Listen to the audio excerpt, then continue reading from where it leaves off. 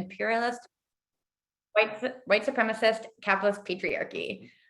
He is currently the Director of Economic Democracy at the Sustainable Economies Law Center, where he co-coordinates educational programs, legal services, policy advocacy, and regional and national ecosystem development to restore human labor to a right relationship with people and planet.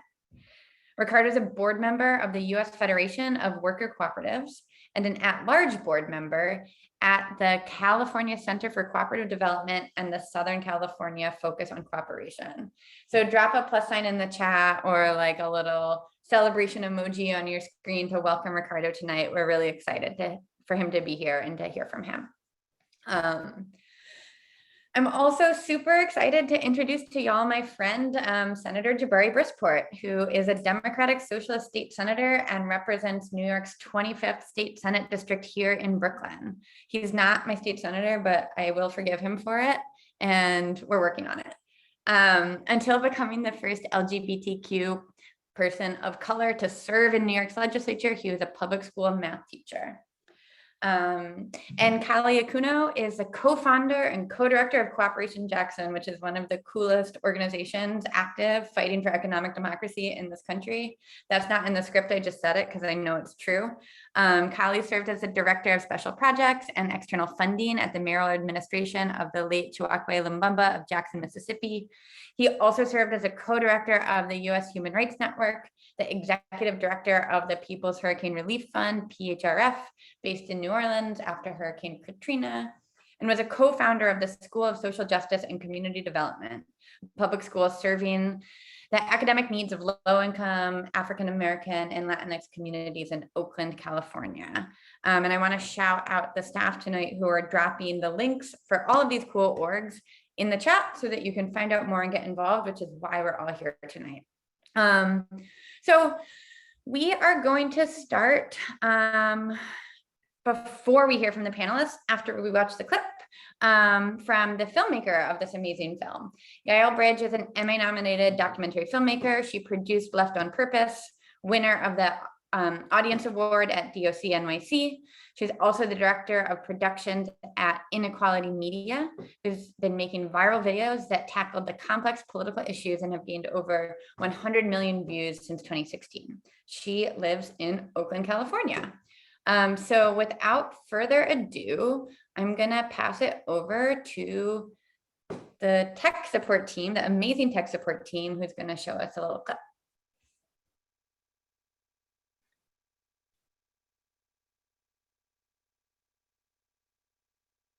Oh, and one more thing before we do that, I'm going to ask all the panelists to turn off their video, and just to orient everyone to what we're going to do tonight, we're going to watch a clip of the movie. We're going to hear from Yael. Oh, actually, sorry. Yael's going to introduce the movie. We're going to watch the movie. And then we're going to do Q&A, some prepared questions, and we'll hear from some questions from the audience. So thank you so much, and I'll pass it to Yael. Okay, I'm introducing now. I'm sorry. Okay, great. No, happy to do whatever. My name is Yael, as you said. I live in Oakland, and I'm the director and producer of The Big Scary S Word, which is a documentary about the history and resurgence of socialism in the United States. And it's a film that I worked on for several years, and I am excited to be able to have this panel conversation with you guys about how, how we can fix the world, because there's a lot to work on. So we'll look at the clip now, and then I guess we'll take it from there. Awesome, and I just wanted to make sure, give you a chance to answer it. What brought you to make this film about socialism in this historical moment, and why is it so important that we're doing this right now? Sure.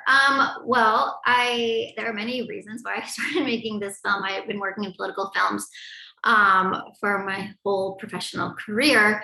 And then I guess it seemed like several years ago, there was a real shift, right? There were millions of people who voted for Bernie Sanders in the 2016 primary who didn't know what socialism was. That was a word, they were like, oh, I don't know what this means, but I'm really into his policies. And that felt like a real shift, right? Like there were suddenly people that this word wasn't a huge turnoff. So I knew something was going on. and indeed something was going on and is still happening right now. So the genesis was really like trying to figure out what was going on. What did this word mean for so many people that was either stigmatizing or really attractive? And then also my secret motive was just to get my parents away from saying, oh, I like these ideas, but it's unrealistic. Like we got to be practical, and voting for these socialist ideas isn't really practical. And so I wanted to make a film that you'd be able to say like, oh no, here, watch this. What you're saying, it doesn't actually, that's the thing that's impractical. It's not socialism. It's like anything but socialism. And yeah, so then here we are. Here we are. Thank you. And thanks for sharing that. It's not even a secret motive, right? Everyone has a personal reason why they're coming to this work. And I'm really excited to be in this work with everyone on this panel and you as well. So let's take it away. We're gonna watch a little clip of this film and we'll do some Q&A. And so please write down some questions before we go. Panelists, please turn off your videos and your mics and let's do it.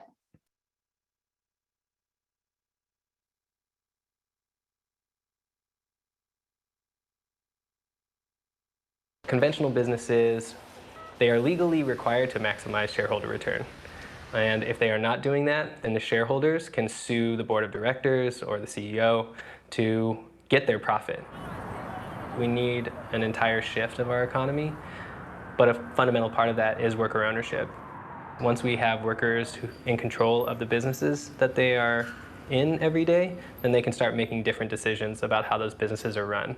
The central feature of socialism and its difference from capitalism is you could organize the workplace democratically.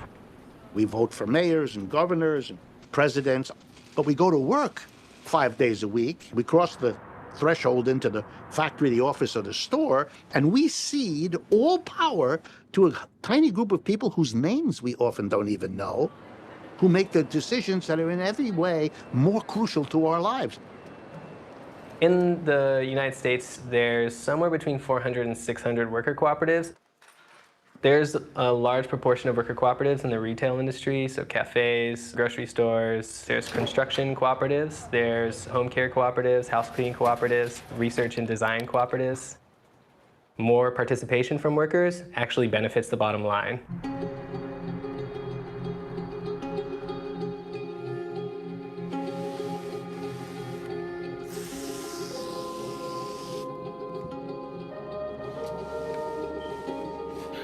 Every morning, about 30 minutes, no matter if I'm off or not, every day. Just kind of get the wrinkles out, crease the arms, make sure the collar is crisp.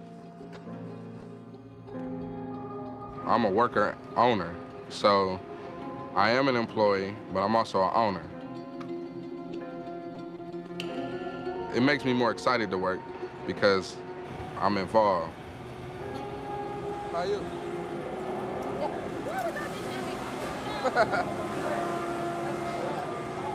For my previous job, before coming to work for Evergreen, I couldn't see a beginning and end to it. It was just come do a specific job and go home. Here, if you do so much work, you could drive up the profit. If you have so much profit at the end of your fiscal year, you get a check.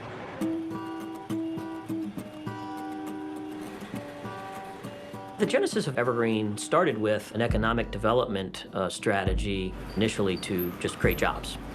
It was part of an attempt to lean on large enterprises who spend a lot of money each year on goods and services who are here to stay. There was something north of $2 billion a year being spent outside the state of Ohio, and in some cases outside the country. And so Evergreen was designed to give these larger businesses options to buy local. Here, a co-op is it's a collective of people who democratically and collectively own our operating companies. Everybody has a share. Everybody has one vote. Good afternoon. Good hello, everyone. Oh, hello. Most jobs wouldn't just share the financials with the employee. Here, as you see it from the top to the bottom, Working in co-ops absolutely changes culture. It changes lives. Because you're sharing profits, you sort of share workload, you share responsibility. The culture shift is, hey, how can I be more helpful to this person working on either side of me?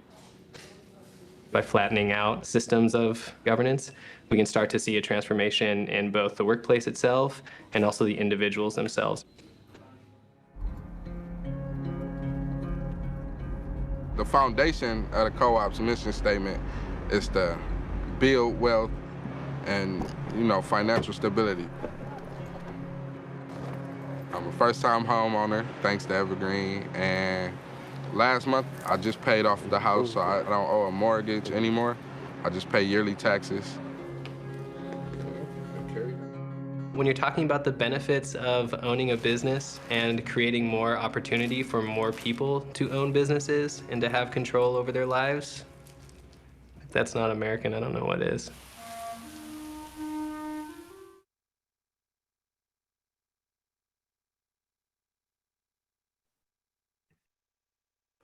All right.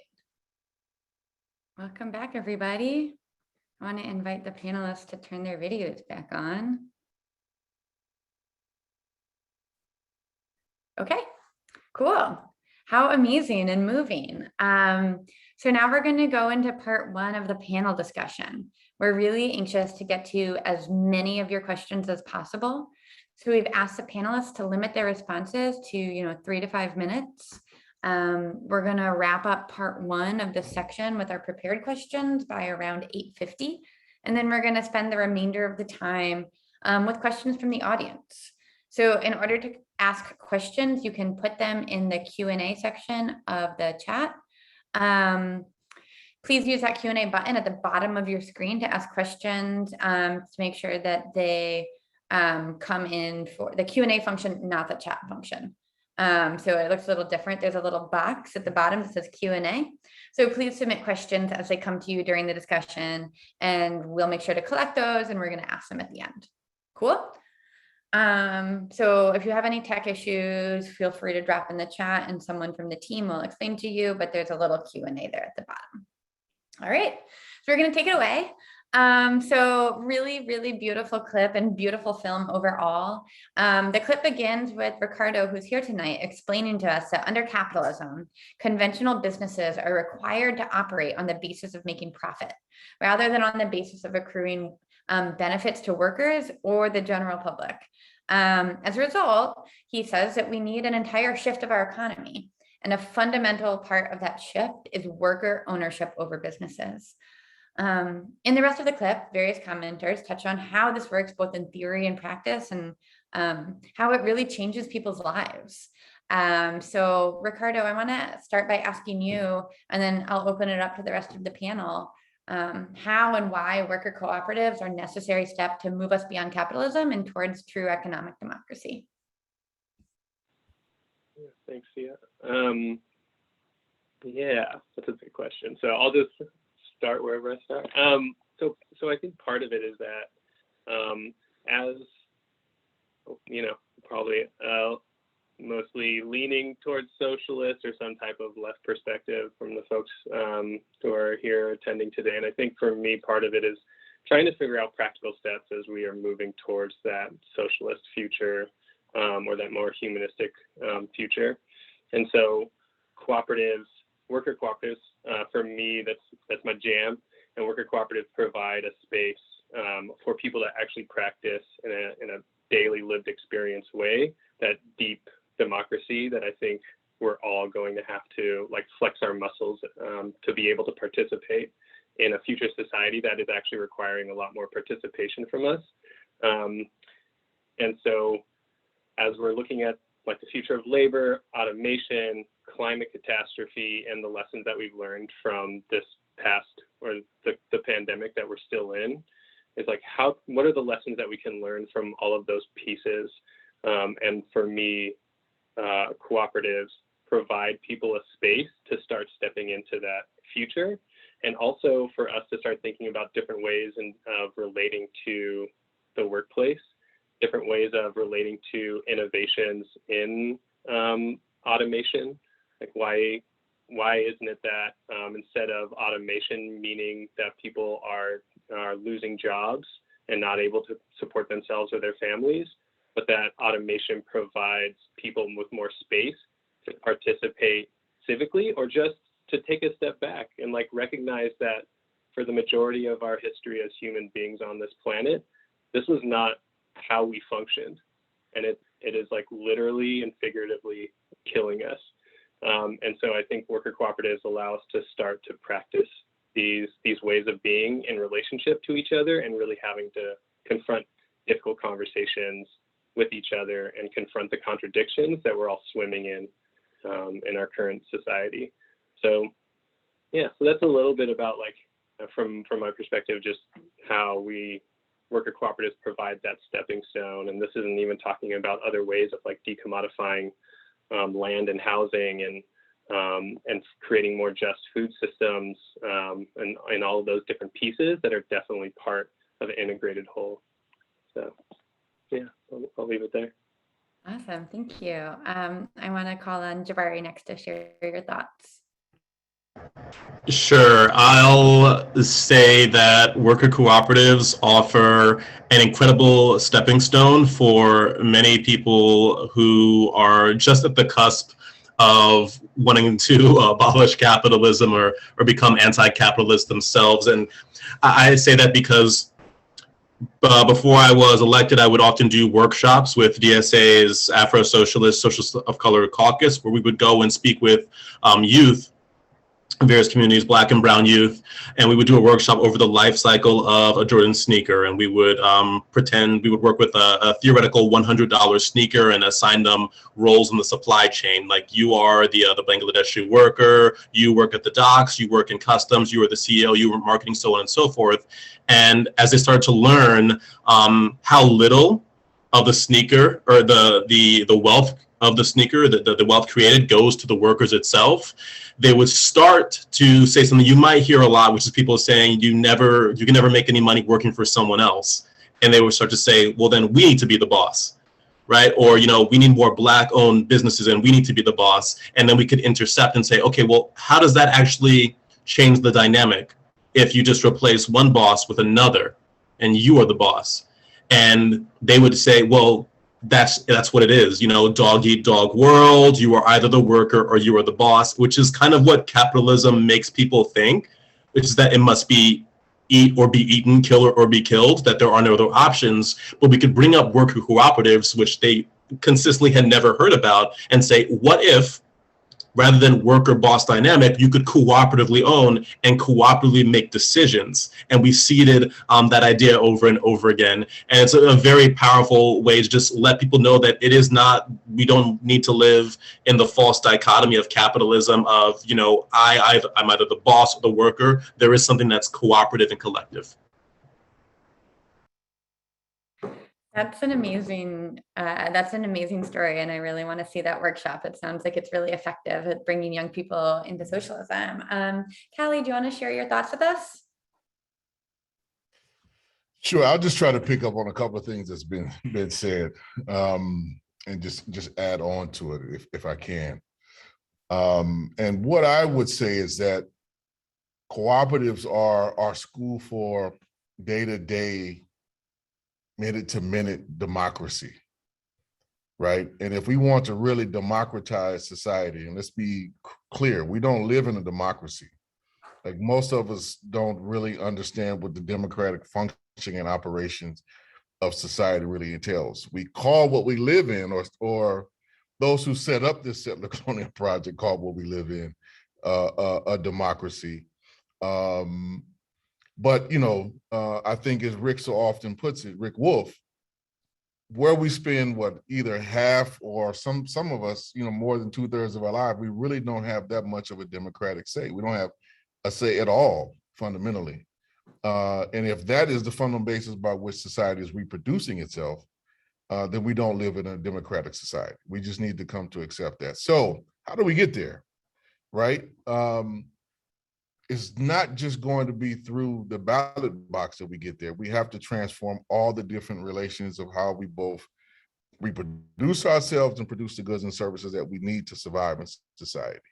This is where worker co-ops, I think, play an essential role, right? In re-articulating how we understand ourselves in relationship to each other and understand our relationship to the material world, both of which we know have to fundamentally change if we're going to survive, if we're going to get rid of all of the bad habits and the bad practices and the bad system, which are destroying the ecosystem, which are destroying our community relations.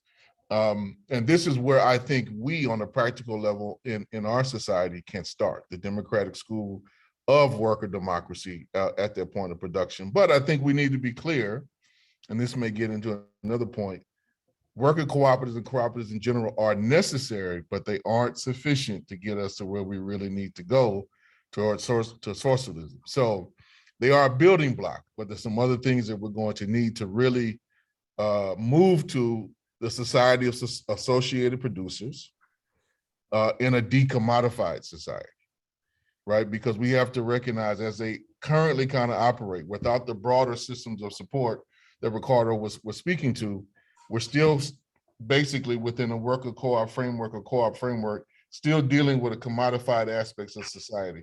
And we're going to have to go deeper and figure out how to do that collectively to get us to the next stage of where we need to go. Yeah, thank you. So thanks so much for everybody's thoughts. I am not a worker cooperative person, but I'm still happy to be here tonight. I work in housing, and that's, my field. And you just shared that people spend 2/3 of their life, right, in the workplace, in a place where they have no democratic control over what really happens there. The sad thing is that they spend the other third of their life in their house, and unless they're like a property owner, and a property owner free and clear of a mortgage, we also really don't have too much control over what happens there either. So our inability to control the resources that we earn at work, but also the land value of where we live, really hold us back from being able to have a full and functioning democracy, as Callie put it. And I also completely agree, right, that as it stands right now, the sort of limited examples of both worker cooperatives and things like community land trusts or limited equity cooperatives or housing cooperatives are still functioning in that same highly commodified market. So they're subject to some of the exact same constraints that a traditional business might look like. But I also want to just name that one of the reasons why we care so much about this is that the cooperatives and the cooperatives are how we're like creating the democratic structures that are necessary for the reforms that we want to win to be both effective because people believe in them and durable because people believe in them, right? So big public institutions that nobody believes in, that have no functioning democracy, or as Callie put it, people don't believe we live in a democracy. They don't believe in the public institutions that exist. They see the state as something that polices them, not as something that is abundant and caring for them, and something that they have control over how it makes decisions to allocate resources. That is a huge barrier to the world that we want to see. And so this fight for cooperatives, both in the workplace and at the home, is really important, as a really important building block to sort of rebuilding trust in our democratic institutions and creating those democratic institutions in people's day-to-day lives. And we can't do anything without those. That's what we need in order to win socialism. So the next question I want to take from here is I want to ask the panelists to expand further and discuss how worker cooperatives, along with other economic reforms such as public banking, guaranteed work, and housing, how are these necessary but not sufficient conditions for the economic transformation that we are seeking as socialists? So first, I'm going to kick this one over to Jabari, and then we'll hear from Callie. Yeah, sure. I would say one reason why cooperatives may be necessary but not sufficient is that, to me, socialism is about taking care of everyone. And well, that also includes those who cannot work because they are, old or differently abled, or they're too young to work. You know, I'm in the state Senate in New York. I'm the chair of Children and Families, and I do a lot of legislation around childcare. But if we are truly going to build a robust society that works for everyone, in addition to democracy in the workplace, in our political arena, we need to ensure there are policies such as progressive taxation and universal policies that are able to affect everyone regardless of their employment status. Cool. Thanks, Jabari. And Jabari is an amazing state senator in Brooklyn. I want to pass it over now to Callie. Yeah, a lot to add on to that. Where to begin in the time we have, because I could talk about this one kind of all day long. But let me start here. I mean,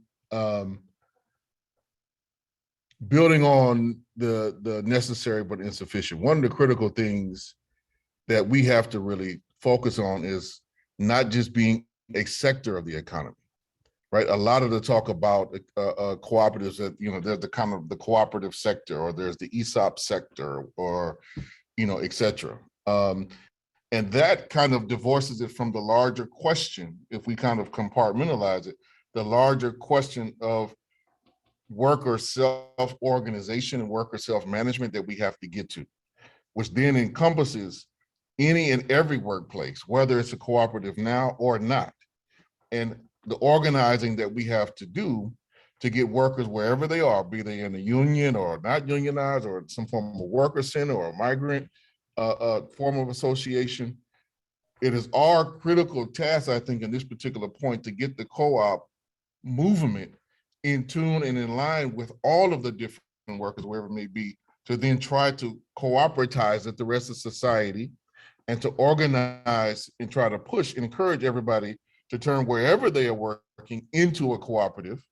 That way, then we could associate with each other, confederate with each other, and then do a level of coordinated dialogue planning to work both within the needs of our communities, but also within the needs of the ecology, right? So that we don't overproduce, we don't produce things that are kind of superfluous to where we're at and where we need to go, that we can kind of from the bottom up start to really rationalize how we're going to tackle CO2 production, methane production, et cetera, and that we put this and subject it to democratic control, not to some kind of market response or market force, and those who control these kind of limited and controlled spaces, that we put that to a collective decision, right? But we could only do that if every single worker, or the greatest number of workers, are involved in some form of democratic organization where they can federate and make direct decisions about production,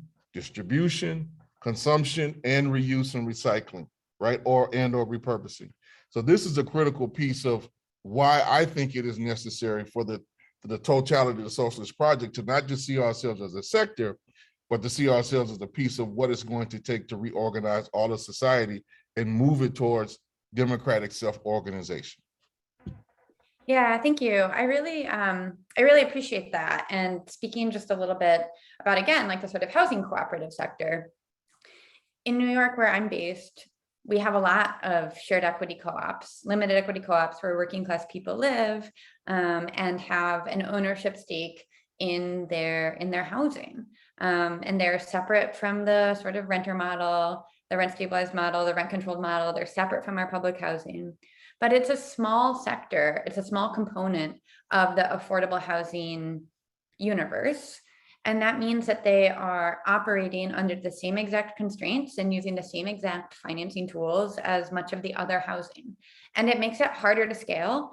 It makes it feel riskier to policymakers. And, you know, I think co-ops are incredibly important for sort of creating these democratic structures, but unless we can figure out how to scale them, unless we can set the terms on which we are willing to like get capital and operating subsidies for co-ops to function, so we don't have to play by the rules that are actually set by finance and not set by, you know, us ourselves, they're not going to really be able to provide affordable housing on much different terms than some of the existing affordable housing projects that we have.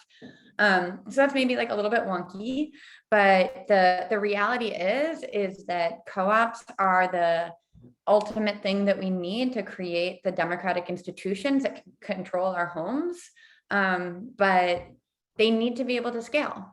And until they're scaling at the level that Callie is talking about, they are going to be facing some of the exact same problems that other affordable housing models or sort of worker ownership models are facing. You're going to struggle to get resources.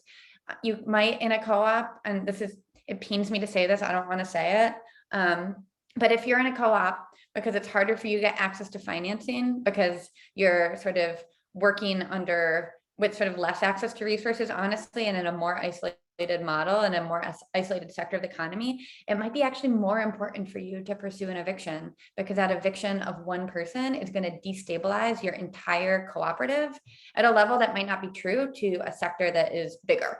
One person doesn't matter as much. And that doesn't mean we shouldn't pursue cooperatives. It actually means that we should pursue them more aggressively. It means that we need more of them so that the risks are mitigated and so that we can actually be running housing on our values with the worker and like people control over both the land resource and the housing resource and the sort of economic gains that come with owning land and housing in New York. But right now it's seen as too risky and it's seen as too different. And that's what we need to overcome in order to like build those institutions that we really have for this model to work. And it is, because it is so critical to get us into that future. So I will pass it to Ricardo to answer this question too. Thanks. Yeah, that's, yeah, there's a lot of work to be done. And I think at least what I've seen and what I've heard, there's a great metaphor that I heard from Gopal Dayaneni, who was with the Movement Generation, and talking about how the pandemic created this zero gravity moment where everything was thrown up in the air. And so people are trying to figure out where to position things so that when they fall back down to earth, there's a new positionality, both with power, resources, et cetera. And so when I'm thinking about the barriers that Sia is talking about around financing, scaling, all of those pieces, I was seeing already an interest in different cooperative models, worker cooperatives from a perspective of the last financial crisis and trying to figure out how can we create more stability in our communities. I'm from California, so the housing crisis, how can we create more stable, long-term, permanently affordable, community-controlled housing? So there's more politicians who are looking to cooperative models and land trusts as a way to mitigate that harm and create more stability. And this is all to say that I think that there is the contestable space for power has shifted. And our movements and our people, we need to be acting and working together in concert. And that doesn't mean that we have to always agree with each other. It doesn't even mean we have to agree on each other's strategies and tactics necessarily, or which one is more important than the other, but that they're all needed. And so we need to at least tolerate each other's different strategic frameworks when trying to take this step towards this future that we're all trying to build. And then to the piece around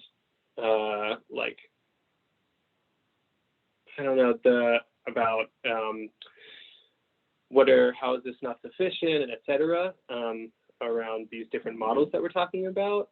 Where I go with that is what can we learn from places that have already scaled these models? We look at Mondragon cooperatives in Spain, where they have tens of thousands of worker owners and hundreds of workplaces that are worker owned and controlled. What has happened there? Well, one of the criticisms there is that the worker owners and the Mondragon cooperatives themselves kind of separated from the rest of the labor movement in Spain. And there's a critique that there's a labor aristocracy because you have this sort of bubble where these communities and corporations created the opportunities for the workers in their own communities, but then left and stepped out of the larger labor struggle. When we talk about housing cooperatives and land trusts, a lot of the way that those have been built have been sort of piecemeal and like individual houses and properties. And so how do we scale those things? Well, historically in the United States, housing cooperatives, when they expanded and scaled, it was because of federal funding and different mechanisms for creating permanently affordable housing. as opposed to now where most of it is tax incentives. So I think there's a lot of different ways that we are going to need to activate, mobilize, and contest for power, as well as organize on smaller scale, in smaller scale ways. Thanks, Ricardo. And thanks for bringing in this current moment of the pandemic, where I think a lot of our assumptions about how society is supposed to operate have sort of been like thrown into disarray. It's been a really painful period and a period of, a lot of loss. But at the same time, we've seen a willingness for deep government intervention to reduce poverty. The biggest expansion of rental assistance in decades, the biggest expansion of direct cash subsidies to people in decades, the child tax credit, which I'm sure Jabari can talk more about, but it's just, an amazing cash transfer to folks. So there's just been a real willingness in the face of the pandemic to say, things actually don't have to be this way. And an opportunity for organizers who believe in a different system to push forward a different kind of relationship between resources, whether they're land or whether they're jobs and businesses, and the people who work in them. So in housing, we've really experienced that with the eviction moratorium, but there's lots of other examples too.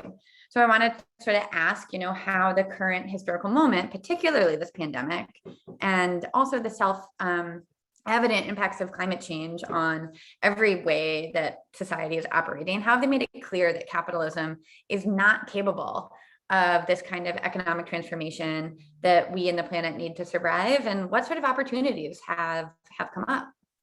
And so I'm going to start by asking Callie that.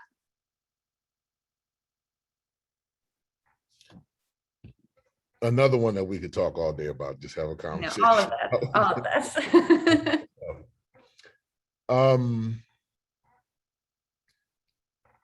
There's a couple of different things I think we need to really look at. Number one, I think the pandemic clearly demonstrated that some of these arguments about where the tech sector is and how dominant in the economy that it allegedly was were, I think, clearly demonstrated to be overstated, right, and overcooked.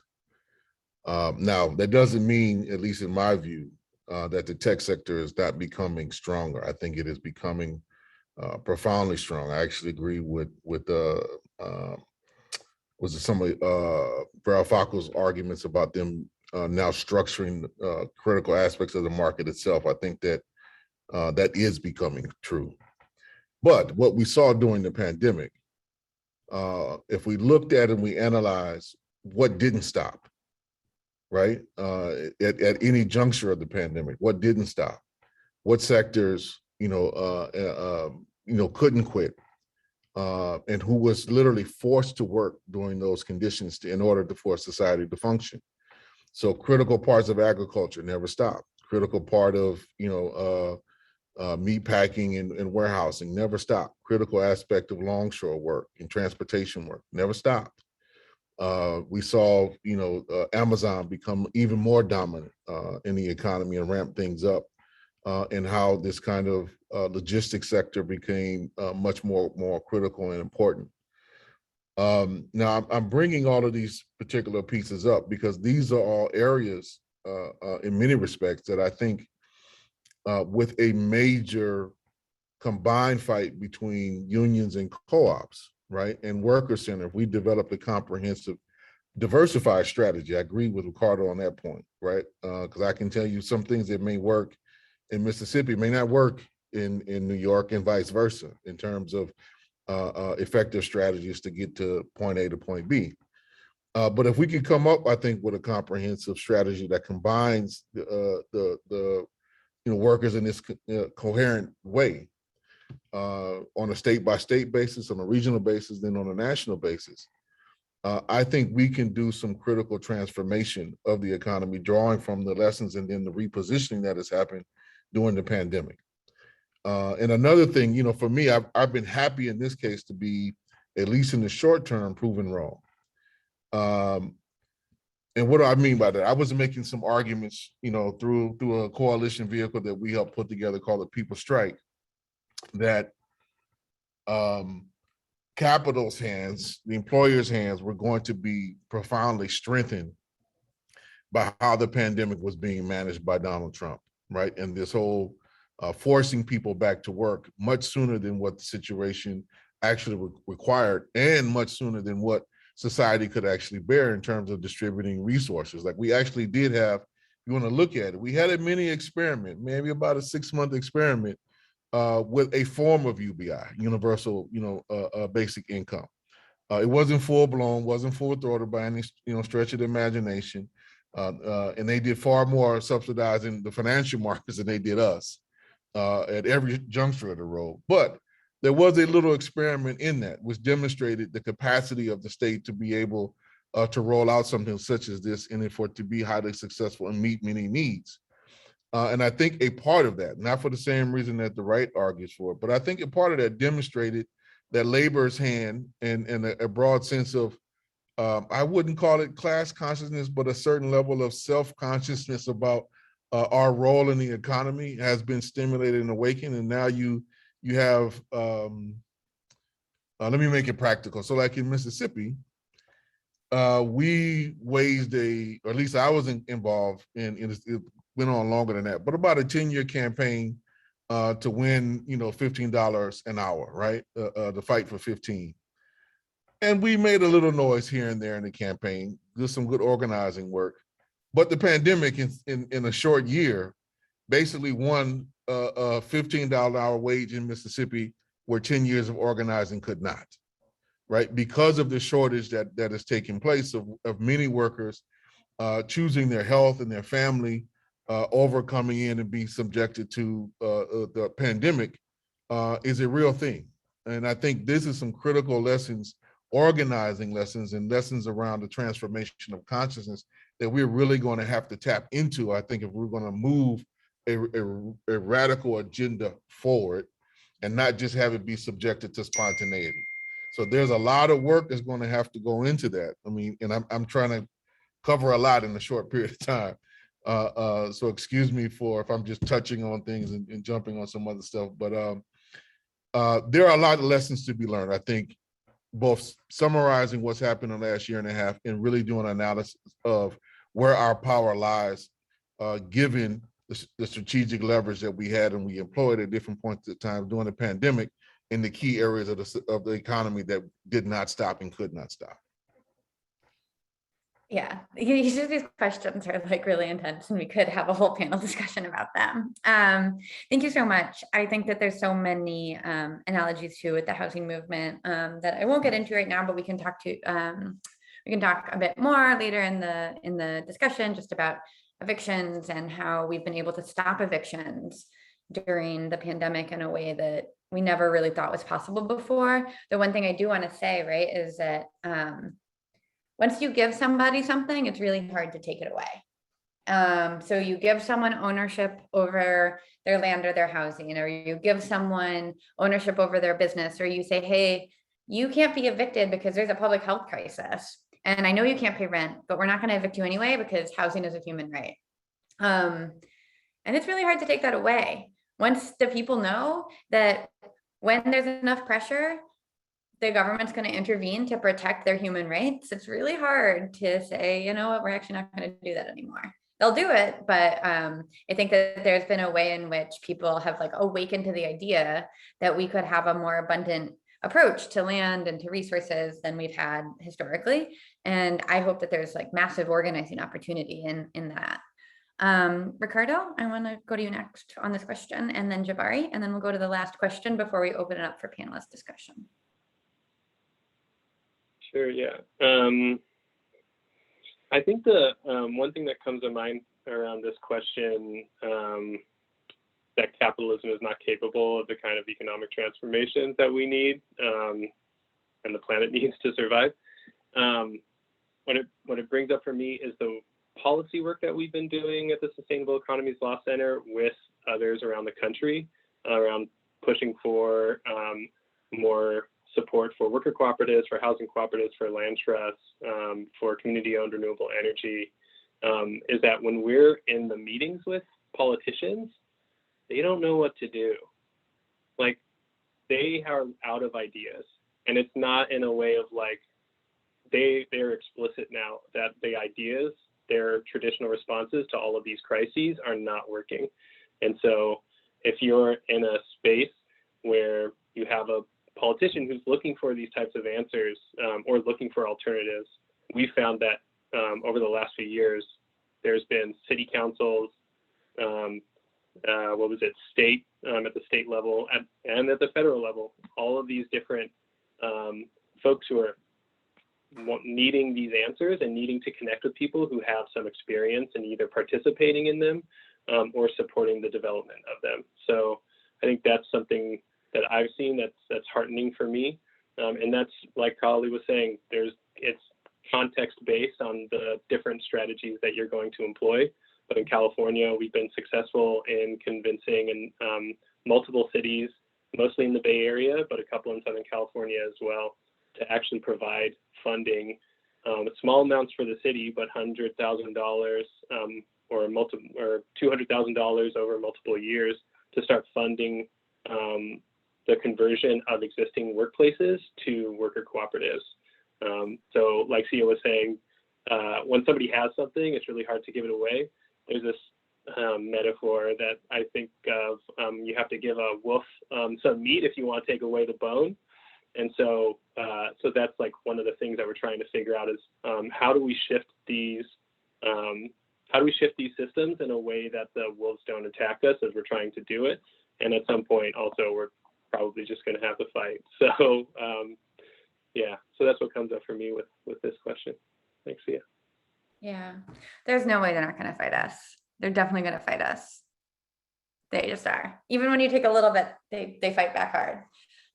Which Jabari, I can tell you, I'm going to pass it to Jabari, and then we'll go on to our last question before opening it up to the audience. Sure. So I would say in the political moment we have now, just looking at the responses and living through the pandemic, it's become more and more apparent for a lot more people how different the lives of the wealthy are. If I can speak to one example, being that with so many people during this pandemic losing their jobs or their livelihoods, losing access to food security or worried about being evicted, a lot of socialists and progressives, we put it front and center that the wealthy had to increase their wealth, that billionaires had gotten billions of dollars, or actually nationwide over $1 trillion richer during the pandemic when everyone was supposedly struggling. And in New York, we pushed really hard on a big tax the rich and invest in our New York campaign, and specifically honing in that over and over again that New York's billionaires had increased their net worth by over $77 billion during the pandemic, while others had lost their jobs and their livelihoods. We were able to win massive new taxes on the wealthy to invest into working class social programs, billions of dollars, not anywhere near what we wanted. We were shooting for 50 billion, and I think we won 4.5, which was far from what we wanted, but also the largest increase in New York's history. So we're still proud of the work we did.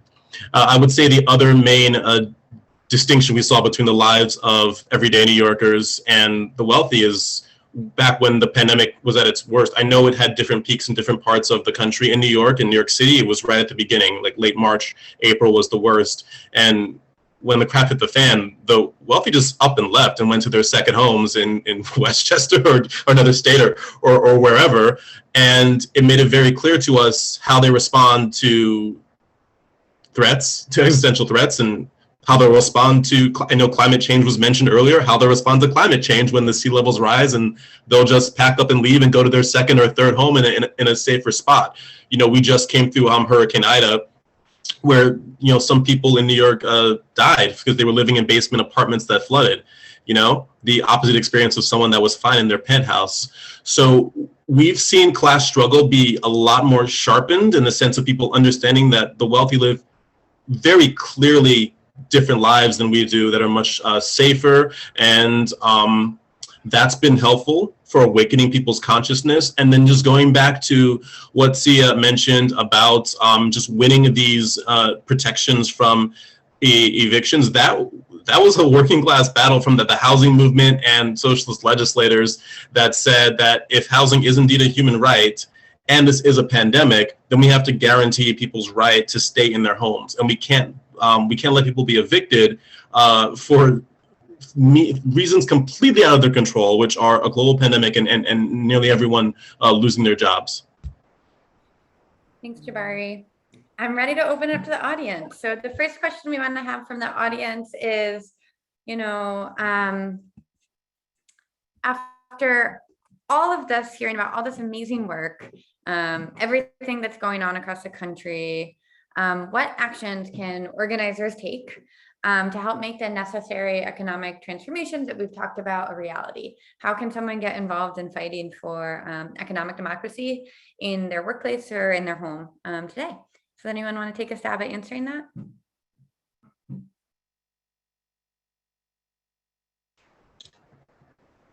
I can start. I would say if there's a union for you to join in your workspace, please join the union.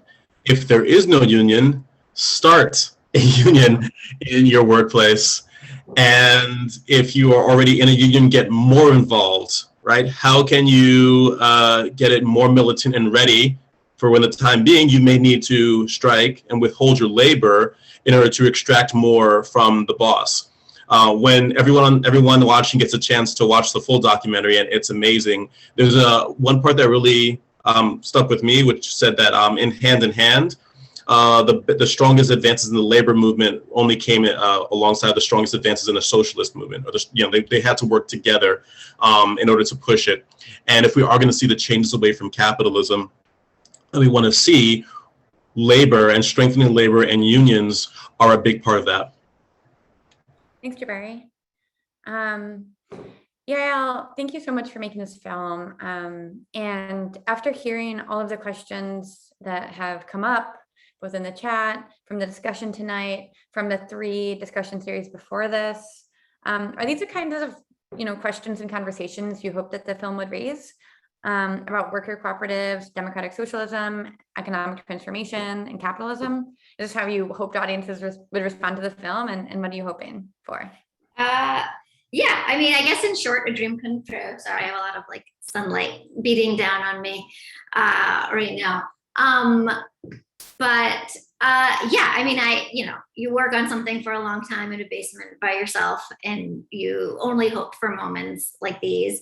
And this conversation, I think in particular, is really something, I mean, all of these topics are obviously really important to me, but in my specific industry, we're incredibly disorganized. There is not a union that is in documentary. It just actually doesn't exist. And there's unions in Hollywood and for fiction films and TV shows, and for documentary, it's just actually historically just my friend calls it a rich white man's hobby, and that is just deeply true. And it's a real problem. Who gets to tell these stories? And the people who tell the stories in the media that we consume they're just rich people. That's who can afford to do it. And so it's just really hard to figure out how we can organize, how can we transform. And it's a thing that I think about a lot for my work. I was really lucky on this film that there is a production company that is a worker-owned co-op, Meerkat Media, out of New York, and they're dear friends of mine. And so, they were able to speak to, help me navigate specifically the waters of the co-op industry, and also just in general, how to make sure we're doing everything equitably. There's so much unpaid labor in the film industry. I could just go on and on about how horrible my industry is. But so this topic in particular, I'm taking notes. It's the thing I've talked to Ricardo about. How can I do this for my own work? Because, there isn't a union that I can join, unfortunately. Though it is a thing that we are working on, Documentary Producers Alliance. There's tons of different people that we're trying to. So anyway, that's what I would have to say.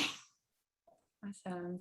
And I want to give the other panelists a chance too to respond on that question of, how can people get involved, and what conversations should we be having, and how does this film help raise those questions? You want to go, Ricardo? I can pick up either way. Go for it, brother.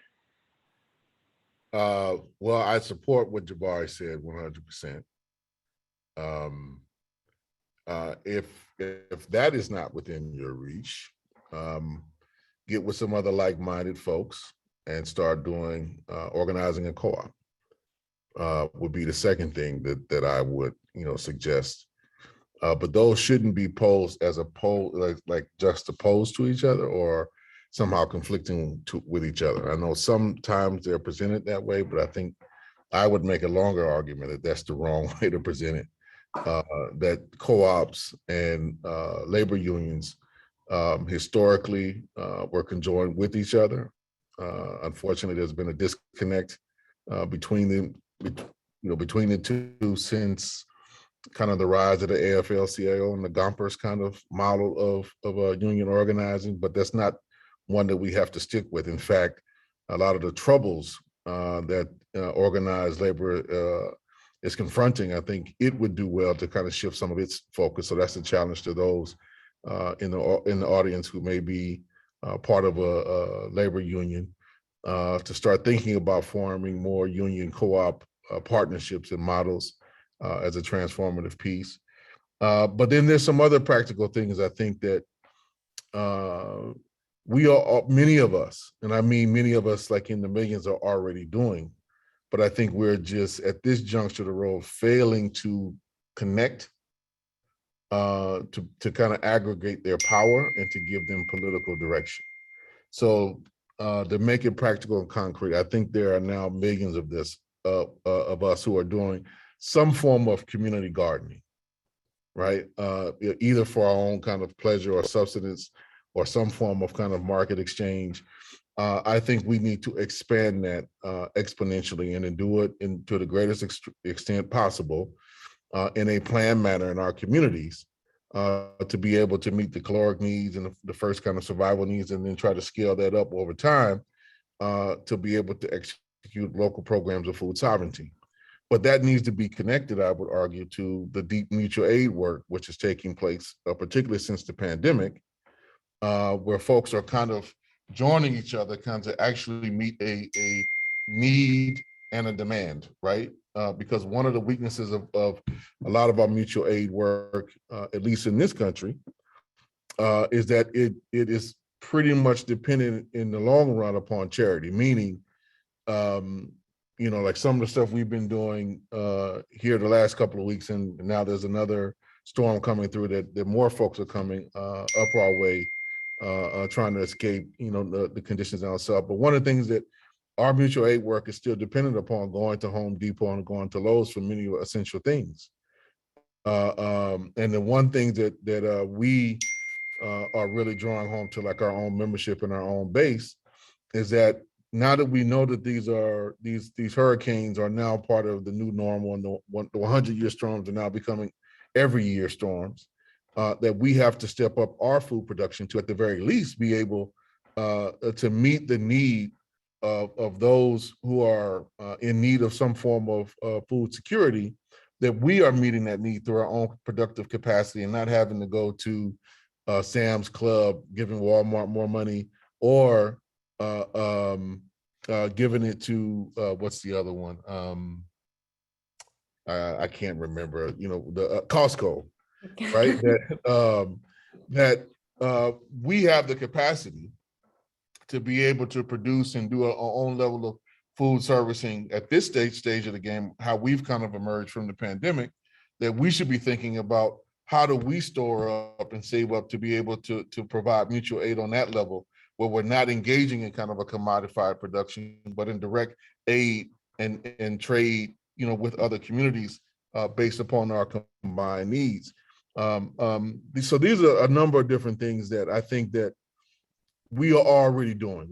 Since the pandemic, there's been mutual aid that has popped up all over the place. Some of it comes and goes, but millions of people have been involved in that. And we need to sit back and really reflect upon that and to start asking ourselves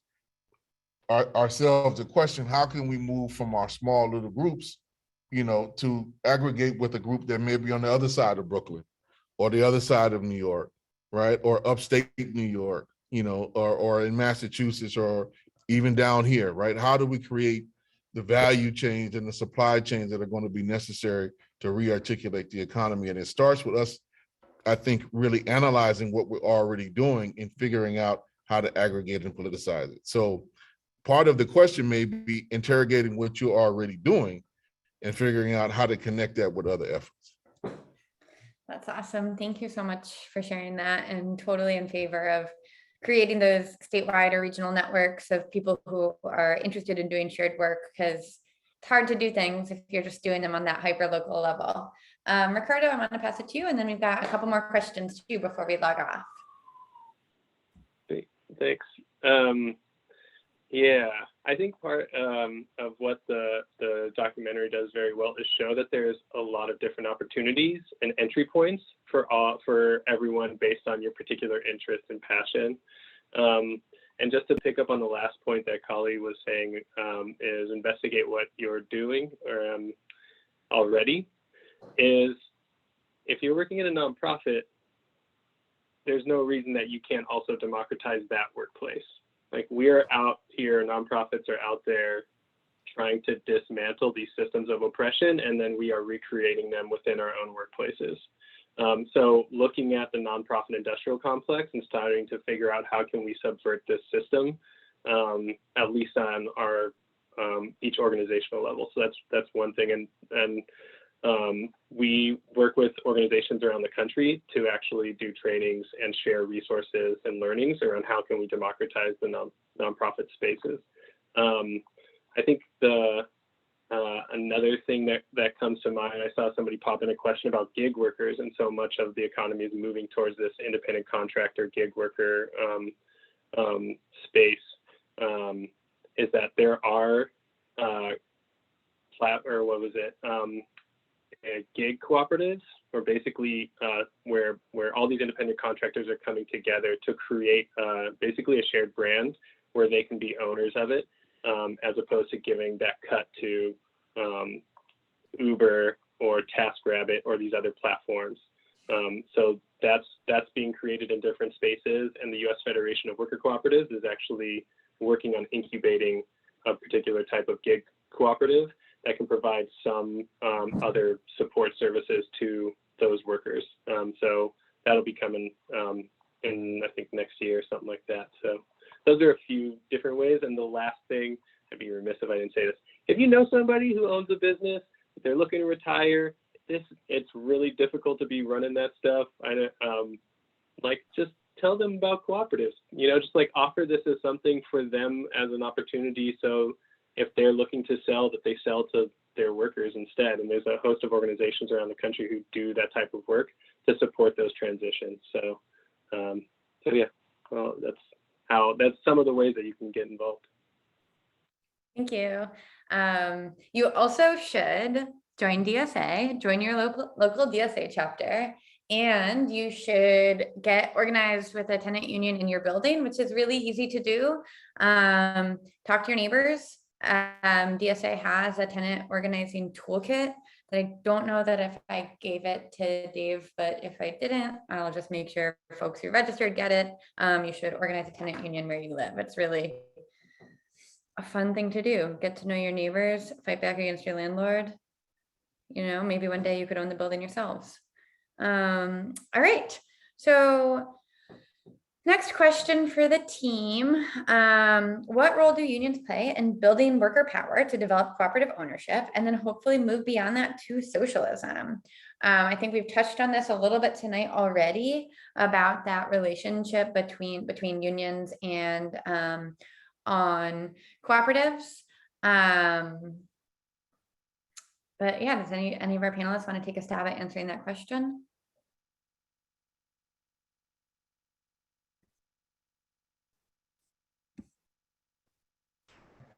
I would say that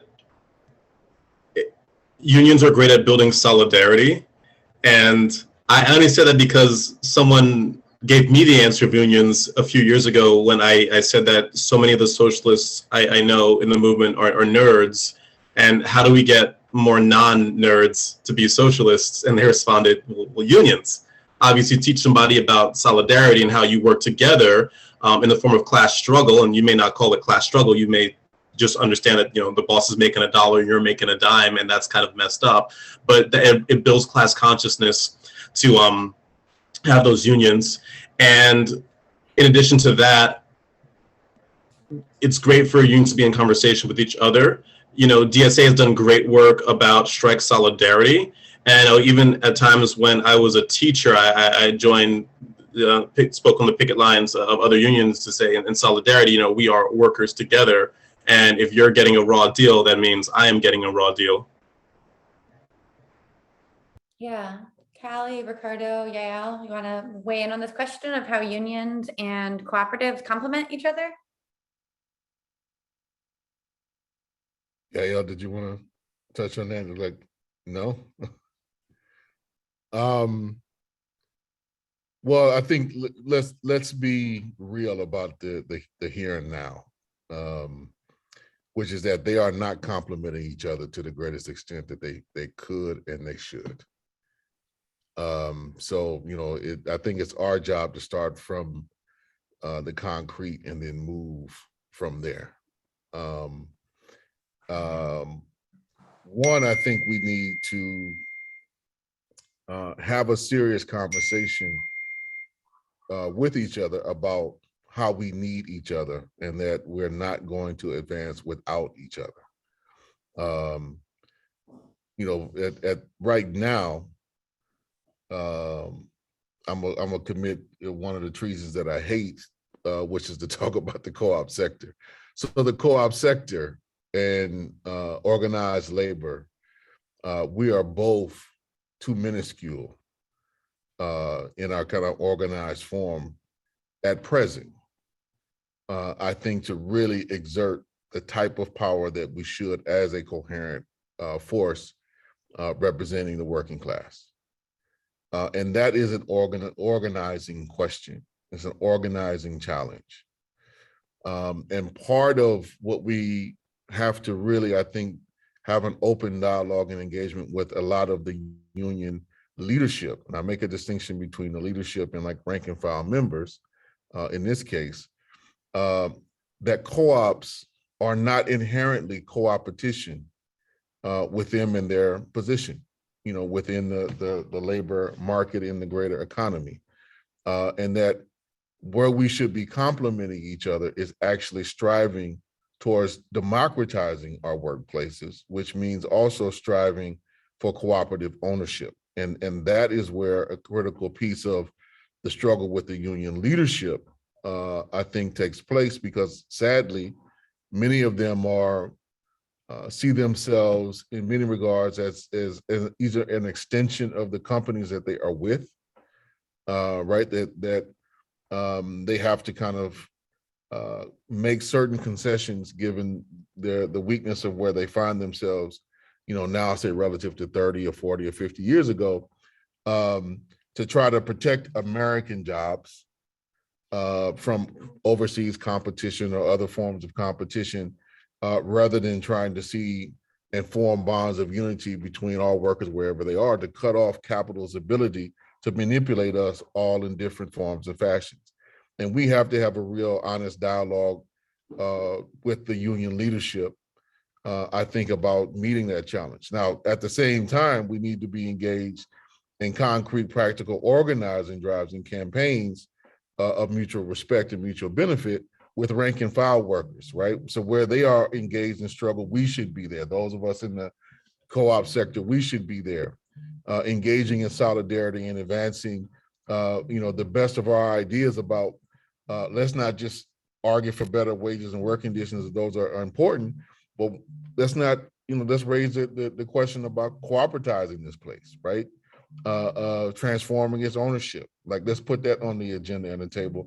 And I think we need to have a conversation that meets both ends, but it's going to require us and forces like DSA being very clear about engaging in that argument and engaging in that dialogue in an open and principled and democratic way, knowing that, there's going to be some level of hostility that we will meet by certain forces, But I think we should be prepared to engage that, not back down from it, and recognize that this is one of the real arguments about, how we transform society that we're not going to be able to skip over, that we're going to have to struggle through in order to get to where we want to go. Yeah, absolutely. Any more thoughts on this question before we move on to the next one from the audience? And again, we've got until about 9:25 for questions. And I want to encourage folks to put questions in the chat. So we've got about 10 minutes left. So any pressing questions, put them in the chat. I'll just say about the union co-op relationship piece is that one of the things that I'm seeing from my friends who are union organizers is the deep disillusion with a lot of union members and actually being able, like, understanding what the union is doing, like the participation of members between contract negotiations, and that basically there's not really a lot of engagement. And so how do they democratize the unions themselves and create more participation from the members? And I think what cooperatives can do is be, if we can be in conversation with those folks, is we've learned a lot of lessons. We've made a lot of mistakes, and the unions don't need to make those same mistakes as they're trying to democratize and create more participatory structures for unions themselves. And I don't want to put all the blame on unions because this is structural. Like the laws that have legalized unions and collective bargaining were created not to increase worker power. They were created to make the stream of commerce move effectively, like, forward. That's it. And so when you look at the Wagner Act and the National Labor Relations Board, the function of those things is not to build worker power. And so part of what worker cooperatives can do is provide the lessons that we've learned and be working in partnership with folks who are engaging members and trying to organize workplaces so that we can share the lessons that we've learned and be taking these steps down this path together.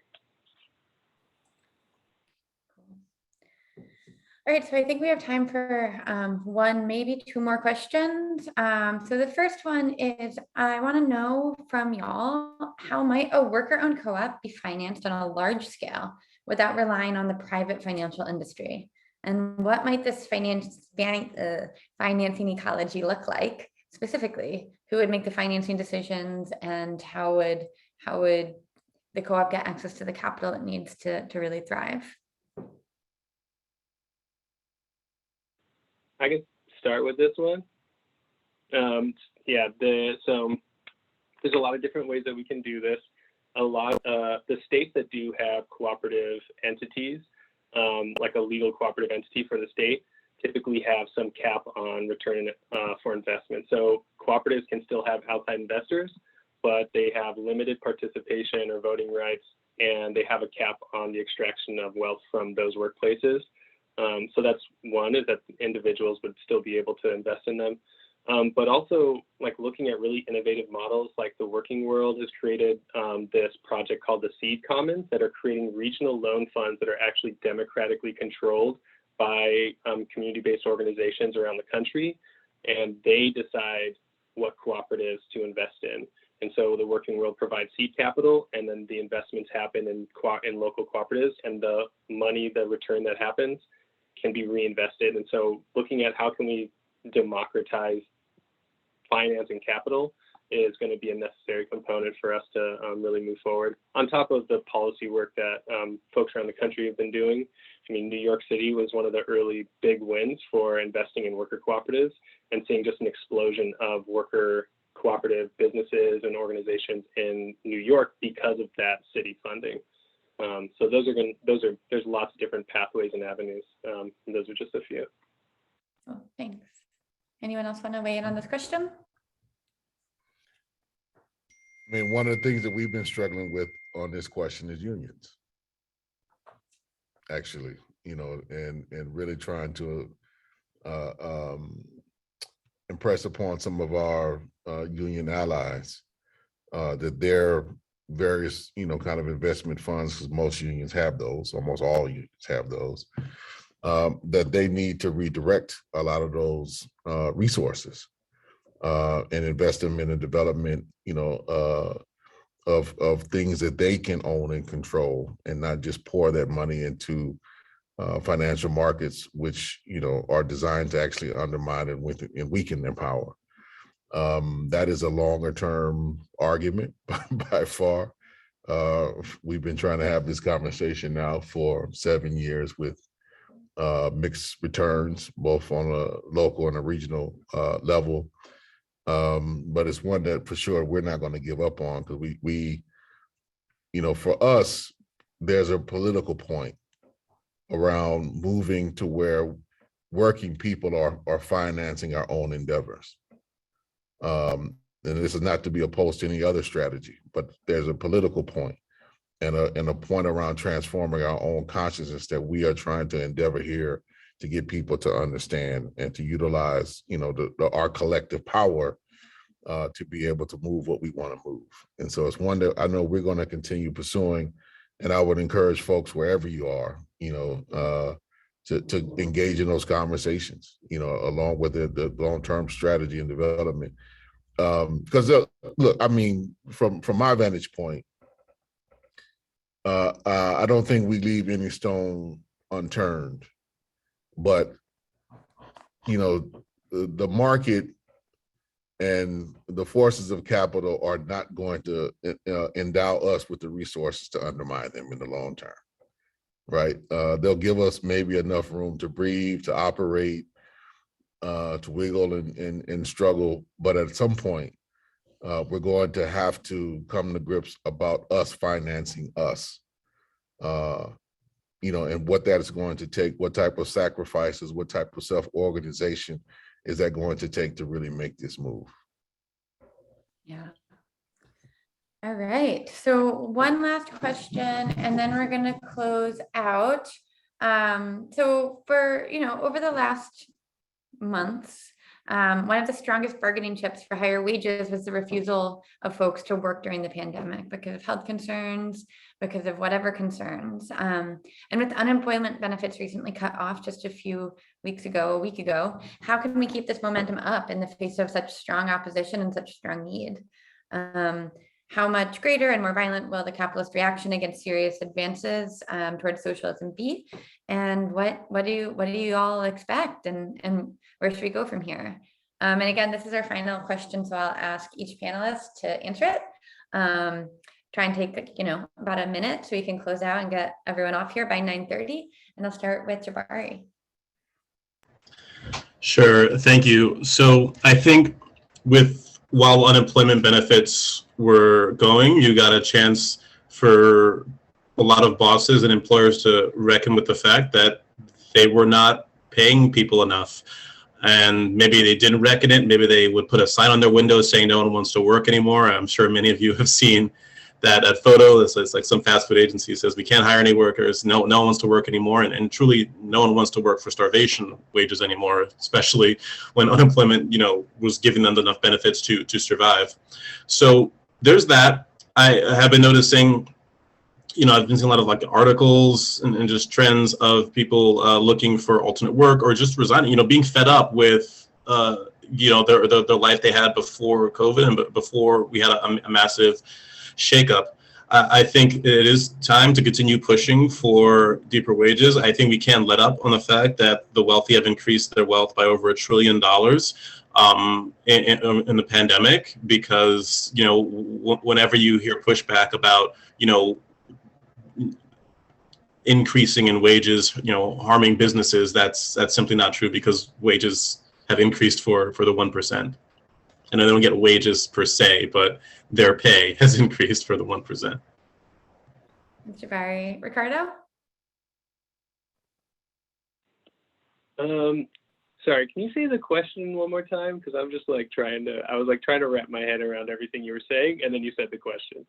Oh, I'm sorry about that. With unemployment benefits recently cut off, how are we going to keep up this momentum against exploitative wage labor, basically? And what do we think opposition will look like? How is our opposition going to get more violent? And what should we do? What should we be doing now that there's no unemployment? Yeah, I think one thing we should definitely be trying to figure out how to organize and come together and fight those types of reductions in relief. But I also think that one thing that the pandemic showed, particularly at the beginning, was the emergence of mutual aid networks, and just like the fact that communities came together and took care of themselves, like we take care of us. And so I think that's something that we can start to build on, those networks that were created, those relationships that were created, and figure out ways to use those relationships and networks to support this movement of fighting against these like austerity cuts and other ways, neoliberal types of responses to our current conditions. Yeah, it's been truly amazing. Thank you. Callie? We have to take a lesson from the right on this. And I think that is politicizing the pandemic. I don't think we've done enough of that. I think we've been on the defensive relative to the pandemic. And I think we have to politicize it and make some real sharp and clear distinctions. Like, are we for health and humanity? Or are we just, for running the economy till we're all dead? I mean, because those are literally the two choices. And I think the right has been very clear about that. I mean, let's not forget that they were arguing this time last year that old folks should just sacrifice themselves for the economy, right? That people would, either because they were allegedly prepared to die, which no old people I know were prepared to die, or they were just going to be sacrificed. And clearly, there's a coherent strategy being pushed by, the right at the level of state governance, Florida, Texas, I think being kind of the tip of the spear in this regard. They are clearly following a herd immunity strategy at this point. They haven't called it that. I think their own focus groups and studies said back off that wording, but in policy, that is actually what they're moving forward. Hell, that actually might win their arguments. I don't think they're going to win in California, but the fact that they've gained as much traction as they have with this argument coming from Larry Elder should tell us something. And I think we have to politicize it back in and use that as a test case for, like, look, let's make the arguments about the society we want, not just settle for the best that we can get, but like we have to totally restructure society, with healthcare and healthy living being in the lead. And then what does that look like? How does that entail? How do we produce that? That is where I think we need to be leading this charge in this fight right now. And I think it will resonate even amongst forces amongst the right, who are just being bewildered with misinformation, constant bombardment. I don't think we're doing a good enough job to really countering that, and leaving that up to MSNBC and CNN is not a winning ticket for us. So, we got to put in our work and do the grassroots work of politicizing this, and I think we'll have a much different outcome. Thanks. Yael, I'll leave the final word to you, then we're going to out. And thanks everyone for joining. Great, thank you. Yeah, I guess to pick up, I don't think we should be leaving anything to MSNBC or CNN. Yeah, so I can't really top that. I'm not feeling too hopeful these days, but I can say, just, if you are in film or documentary, like, please reach out to me, because I am actually doing and creating a working group around organizing, whether that's a co-op or something else is TBD. And you should go to socialismmovie.com, where you can find links to rent the film. We are doing community screenings with different organizations. We would love to come and speak to your organization. The people that are in the film would love to come and do a panel for you, with you. And yeah, I don't know. Thank you guys so much. I know that I learned a lot and was taking notes. So thank you guys. Awesome. Thank you so much, everyone. And I am at, our time tonight is up. So that doesn't mean that the conversation is over. Please do reach out, as Yael mentioned. Go check out the film, reach out to any of our organizations to get involved. I also want to thank everyone who's involved in bringing this event together. Of course, Yael, the filmmaker of the big scary S word, my fellow panelists, our co-sponsors, our audience and discussants, and everyone. You will all be receiving follow-up emails about this event and other upcoming events you can get involved with and join. Thank you so much for your great questions and comments in the Q&A box. And thank you also to everyone on the YouTube and the Facebook Live and the Twitter and the blah, blah, blah, blah, blah, who are watching, who we can't see them, but they are here. I want to thank Flynn Murray from Dissent Magazine, Sunshine, Michael, David, and Priscilla from the Democratic Socialists of America Fund. And, you know, I know the panelists tonight have really given us all a lot to think about, and some clear direct actions we can take in our workplaces and in our homes to fight for economic democracy. We are. In the follow-up email to this event, which you will get if you registered, we'll include a link to the video, and that video will also be on the DSA Fund YouTube channel, which you can subscribe to.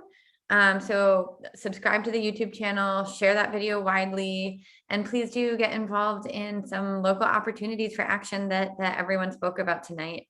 Organize your workplace, form a cooperative, organize your home, and, you know, have a good night. Thanks everybody so much for joining.